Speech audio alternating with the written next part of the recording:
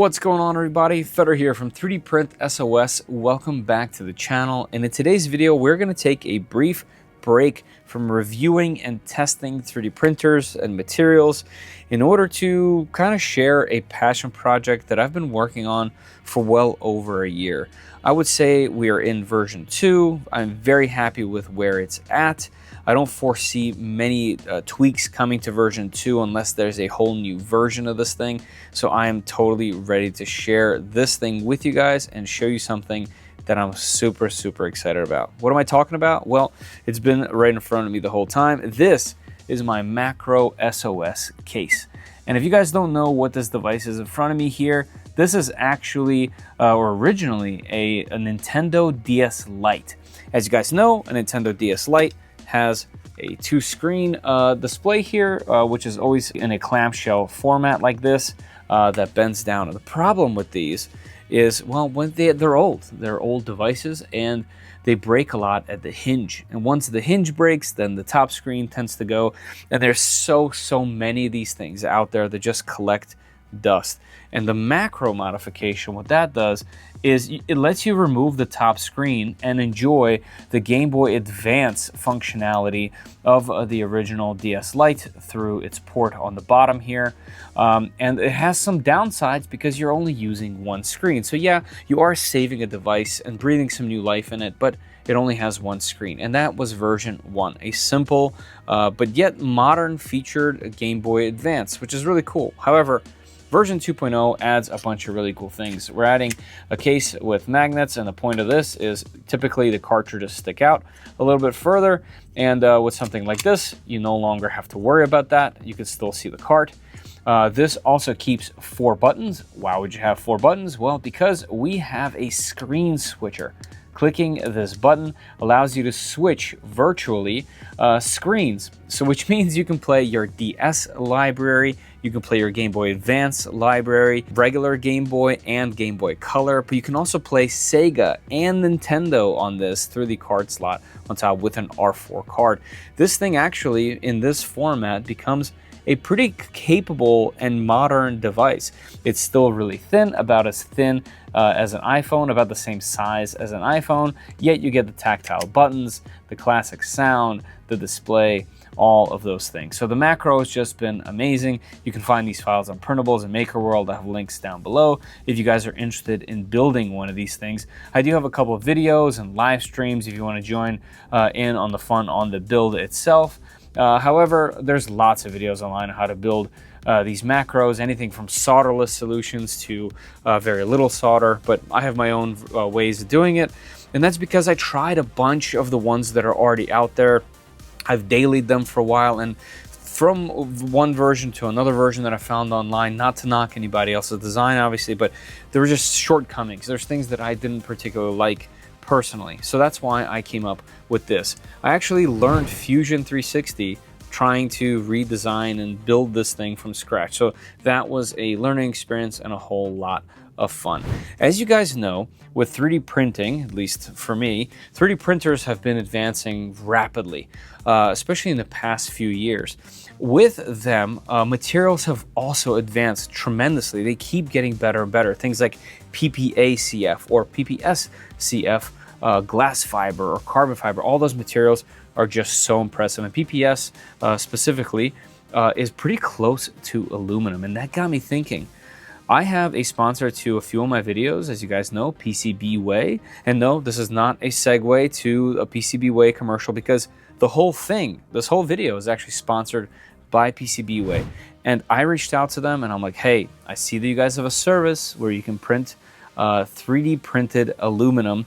I have some files, let's do this. And they agreed, and that's how we got here. This is the very first 3D printed aluminum MacroSOS case. Just take a second and look at it. Guys, I'm so excited. This is metal. We are so much closer to being able to do this, and we have services that have reasonable prices that are able to let us enjoy things like this. This takes this project to a whole nother level. Hear that? Ah, gotta love it. This has a beautiful texture to it. It has obviously the weight of metal, so it's going to take this kind of like at-home project, which is really fun, to something that feels a lot more legitimate. I'm not necessarily intending this to be something that I sell or you buy complete or something like that, or this is intended to be a product. No, this is just a project that I'm having a lot of fun. I'm learning so much through this, and I'm going to make things available for you guys to either print yourself or build yourself, all that. In fact, if you guys are interested in this from PCBWay, let me know in the comments below, because I can technically make this project available specifically through PCBWay, through their community tab, where you'll just be able to order these parts directly, not these parts, but the case directly through them, and a couple other things like buttons and so on that I've also designed for this particular case. So without further ado, why don't we just jump into the build, get this thing built, see what it's all about, because I'm so excited to know that it's possible to have a 3D printed metal MacroSOS. Let's go. Oh, almost forgot. Not only did I get 3D printed metal, I also got an order of transparent resin. Now, it's perfectly clear and came out so gorgeous. The thing is with resin is it's not the most durable build. I actually think this would be a better build if one of the halves was aluminum. I think that would kind of showcase either the back or the front of the device, and I think it would actually be better. Or maybe even just the bumper here in a transparent way, just like this. So it's still there, it doesn't snag anything, but you can see the cart through it. Something along those lines, I think would actually be really cool. Although this does just look absolutely stunning. There are some things on the inside of the MacroSOS while you're building it that aren't necessarily beautiful on the inside, but it might be worth at least giving this an attempt at some point. Definitely let me know if you guys want to see this down below in the comments. All right, let's go back to the build. Come on. All right, so here we are at the bench, and here is the two main parts of the frame. First, let's start with the back here. So here's the back design. As you can see, there's a speaker grill integrated into the back grips. You can also see a very large opening, and this is meant to let the cartridge be visible when it's plugged in, so you can still see your nice labels if you use cartridges with your DS Lite. On the inside, that's how you know it's mine, because it has my logo on here, and in this metal print it's pretty faint, but you can still obviously tell right there in the middle. But it's pretty simple here. There's no battery door. The battery kind of fits right in here, and as the back case, the only thing that really gets installed here is the speaker, and I like to use a really thin double-sided tape on the inside here to hold the speaker. Otherwise, this is essentially just a cover that gets the four M2 bolts here. So, and then there's a lanyard holder on the side. You can either put it on beforehand or after. As long as you have a little pick, you can easily get that in there. Pretty simple stuff. Also on the bottom here, we have some magnets. And the point of this is to be used with the bumper on the bottom. As you can see, let's see, focus, there we go. As you can see, it matches here, and there's a better look at how the magnets work right over there. That way you put your cartridge in, and that it no longer sticks out. You have a nice little grip for your fingers, and of course, you can still get in here and adjust if you need to. Not a lot of room back here, but just enough to make it work if you really wanted to. All right, let's look at the main part. This is the front here. Pretty simple design. On the originals, you can see a Macro logo here. As you can see with the metal 3D print, you can't quite make it out. You can tell that something's there, but not really. Maybe there's a fun way to incorporate that back on there. But so far, we're keeping it pretty basic. On the back here, there's a couple things that are unique. One thing is, as you can see here, I had to fix this. This is where the ribbon cable goes for the touchscreen display. Since this is the 4-button version and it's meant to have a screen switcher, we kind of still want to keep the touchscreen to play some DS games like Plants vs. Zombies, things like that. Some things that you can use a single screen, but with either your finger or the stylus, we want to keep that. So in order for that, I had to actually kind of cut out a little bit more space here for that ribbon cable. Not a problem typically with the plastic ones or the 3D printed ones, but because the metal one has slightly tighter tolerances, that seems to be an issue. So that's something I'll have to revise when I make these things public. As you can see right over here, I also tested to see if you can polish this.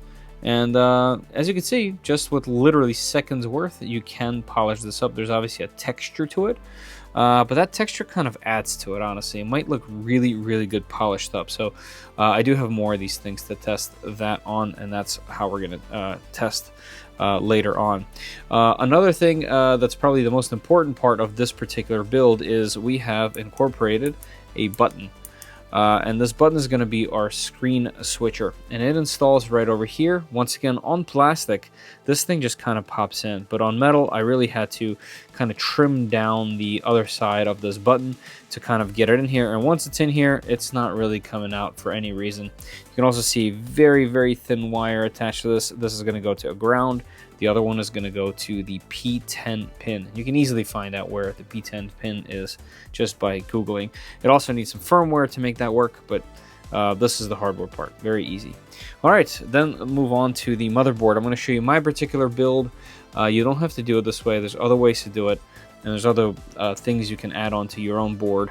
And there's actually some more things I'd like to try. Like, I'd really like to use the tactile buttons similar to the SP on here, so that it doesn't feel so, well, membraney. So we'll figure that out, like buttons like this, like the start and select button. But what you're seeing here on the front is a couple of things. One is we obviously have the retro glow from Handheld Legends over here. This is an awesome thing, gives you RGB control, whether it's individual or just plain RGB, all sorts of little effects that you can do with this. It just gives it a little bit more pizzazz. The other thing this lets you easily do is turn it into a macro by just soldering this little piece right over here, so you don't have to throw in a resistor. Also very easy to add in your own resistor if you don't have this. Lots of tutorials out there. My previous build videos also cover that specifically, so no worries there. Here what you're seeing is just one single wire that we're using for the speaker. If you go right between this connector and this resistor right over here and go straight upward, it doesn't get in the way, which is very nice, and it keeps this nice and smooth for where the screen rests. So that's simple for the front there. Let's go to the back. So for the back, we have a USB-C modification. Of course, you got to have the USB-C. Also very easy to do, but there's many ways to do this. Some have boards. I found a way to do it without a board. Maybe I'll make a separate do-it-yourself for that. But that wire comes back around over here, and it meets with another wire that you can barely see right over here. And this wire goes underneath right over here. This is going to go to the other side of the button. It's a very, very small wire, and that's because there's a tiny, let's see if I can even focus on this. There's a tiny dot right over here, pad right over there, that's called P10. Bridging that P10 with a ground, we're going to be borrowing this ground right over here. Bridging that together with some software lets you screen switch the DS Lite. So if you only have one bottom screen, such as our macro, you can still see the top by using that. So that's how we're making that button work. And I just have some tape over here because this is where the battery sits. The speaker wire goes underneath, goes down here, goes across. I have it sitting on this double side tape right over here, and it goes into one of the pads on the speaker. The speaker is essentially going to be flipped like this, and that's how it's going to be facing backwards. The other side of the speaker is going to the ground wire right down here where the audio jack is, and by doing this instead of going to any other ground, you're not going to get any battery drain. You're also going to get less hissing this way. So this is definitely the better way to do it, even though you could probably have better routing if you get another ground. This one seems to be perfect for that. Then you see some other unique features here. This is the original Wi-Fi antenna, and you can use this for proximity games and some multiplayer games on the DS to connect two together. And it is just sitting on some double-side tape foam, and I'm actually gonna have to pop this up to attach with a screw. There's another screw just like this underneath of there. I just have it here.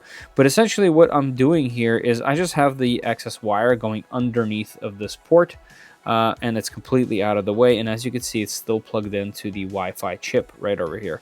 The other thing we still managed to retain is the microphone. Once again, some games use the microphone, so this is a great way to keep this here to be able to play more of your DS library if you wanted to. And what I do is I just wrap it around the Wi-Fi chip. There is a gap right underneath of there, and it just sits right over here, so it'll be on kind of like the right side where the button is, where the right bumper button is.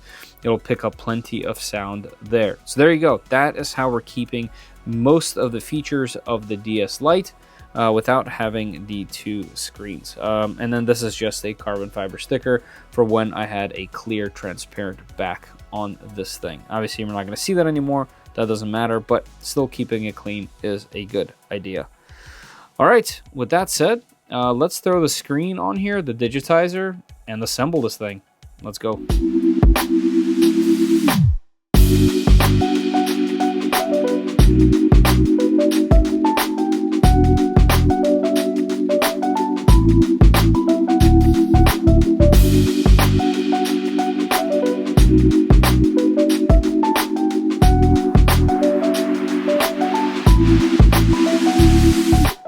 All right, we got that running.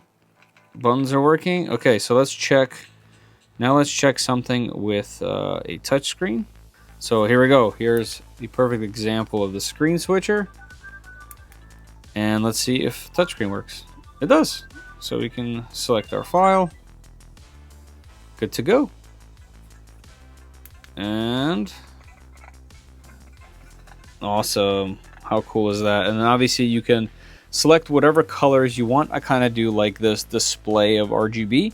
Although I would prefer something along the lines of white or orange, but how cool is this? And of course, if you wanted to run the cart that's on the back while having an R4 card, all you have to do there is go to the main screen, exit back, and go to slot 2 in the very beginning. And now we are running our Game Boy Advance game from this card. So this is a very unique piece and so heavy. All right, let me clean this up and I'll see you back here in a second. Let's go. Guys, it's done. Check this thing out. It is absolutely beautiful. I know I'm obviously biased, but the weight, the LEDs, the resin buttons, it just looks absolutely gorgeous. It's beautiful. The only thing that I can see being better is if there was some way to powder coat this myself, or better yet, to polish it. I do have another copy or another set of this case right here, and I'm thinking because it's metal, I should be able to polish it. So having a chrome build would be, or not chrome, but polished aluminum would be absolutely stellar. But I'm so happy. I'm very fulfilled with this project, with this, and a huge and massive thank you to PCBWay for just being easy to work with and making it easy to make this kind of thing. I thought it was very interesting through the process of trying to come up with the files for this, that they were able to say things like, hey, be careful around this area because it might not do well because of this and this. They were giving me very specific reasons, a part of it, and it helps you be a better designer for these things. They obviously know the process, so they know in some situations, some tiny little things might not work in a way. And it was just great to go through that entire process and to go through kind of like a check where their system checks and their engineer checks so that your order can come out the best that it can. I thought that was a really, really cool thing. And just the fact that we can have 3D printed metal. There was actually other 3D metals that you can choose from, such as titanium, which I find incredible, and I believe steel as well, obviously for different applications, but I'm just so happy. This is a Game Boy Advance game, so there is no other screen to switch to, but the screen switcher is working, and it's just stunning. These RGB lights and the buttons are actually addressable. They are currently set to a very low dim brightness, but they can go much brighter if that's your thing. I just want them to be more of an accent and kind of a custom thing than to be actual lights. But man, we have a Game Boy Macro in 3D printed aluminum with the bumper on the bottom so that your Game Boy Advance carts are protected. This thing is just awesome. I can't get enough of it. Hopefully you guys enjoy this project. Let me know in the comments what you guys think. Obviously, if you want one of these things in regular 3D prints, I already have these things with profiles on MakerWorld and Printable, so definitely check that out. If you have a bamboo machine, it makes it much easier, by the way, if you guys want the version 2, because there's just, you know, literally you just pick your colors, press print, and you go. And it's already set up for you, so you can make yourself one of these in whichever colors that you like. But if you want the metal one and you think that's a project that you would like to tackle yourself, let me know. And if there's enough interest, I will definitely make it available on PCBWay itself. So you guys can just go on there, find the how-to, and just select the files that you want and print them in whatever material you want, whether it's resin or not. And actually, while we have that here, what do you guys think of this? This is the resin bumper on the bottom of the aluminum case. I don't know, I kind of dig it. I'd like to be able to see the cartridge like that. But yeah, let me know what you guys think about this whole thing in the bottom. Like I said, passion project. I thought it'd be nice and a refreshing thing to do on the channel to show you guys at least some other side of some other hobby, right? All right, I think that's all from me for today. Thank you guys for being YouTube members and Patreon members. You guys help me out, obviously, tremendously. If you guys dig shirts like this and many others, check out 3dprintsos.com. There's also some other fun stuff coming to that portion of the site as well. I've been busy in different various ways. All right, guys, as always, I'll see you all in the comments. Later.